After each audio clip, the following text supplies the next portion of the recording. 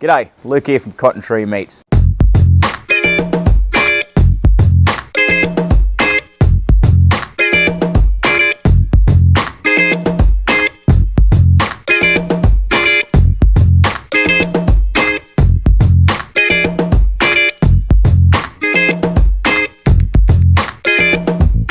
The whole idea behind slow cooking is obviously take those more tougher cuts that have higher fat strands, coarser textures, and braise them down to create that beautiful flavour and tenderness that you can only achieve through slow cooking.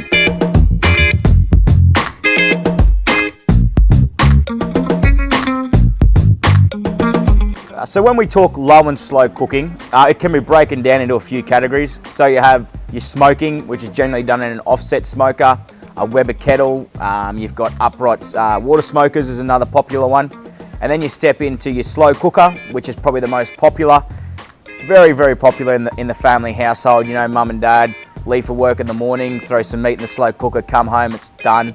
It's a nice hearty meal, especially on a winter's night.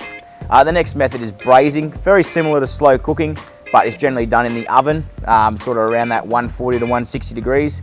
You can generally turn out the same sort of meals as a slow cooker, but just in a little bit shorter time. So around that sort of maybe 4 to 6 hours compared to a slow cooker where you just let it go for 8 to 10, no worries.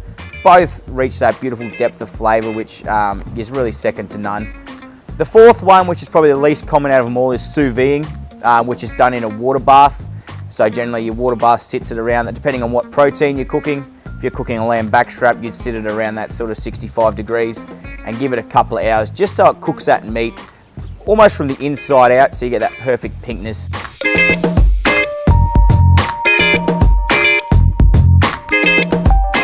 If you are smoking, your most popular cuts are your pork shoulder, beautiful for that pulled pork. You've got your pork ribs. We do a nice St. Louis rib with plenty of meat on top. You walk into your beef, so you got your beef brisket, which is always a fan favourite. Your beef shorties, beef short ribs, personal favourite of mine. See today we've got that beautiful nice smoke ring on it, beautiful bark on the outside you create off that smoke effect. Brahman hump, which is the newest sort of craze almost in the low and slow world. So it's a beautiful textured meat. It's highly fatty, but when that fat renders down, you get an absolute beautiful texture and flavour out of it. They call it the Wagyu of low and slow cooking because it has got that beautiful inner muscle fat. You step into your lambs, obviously your lamb ribs and lamb shoulder as we cook today. Beautiful meat, pulls up off the bone. And lamb and smoke just work really well together. Smoke and lamb is probably one of my favourite proteins to smoke. I just enjoy the flavour that smoke brings to lamb, especially using a nice hardwood, an oak wood. It's really quite nice. The cuts we used today for the slow cooker were the lamb shank and the ossobuco. So your lamb shank and your ossobuco are the exact same cut of meat, obviously just from different animals. Your ossobuco being the shank of the beef, and obviously your lamb shank being the shank of the lamb.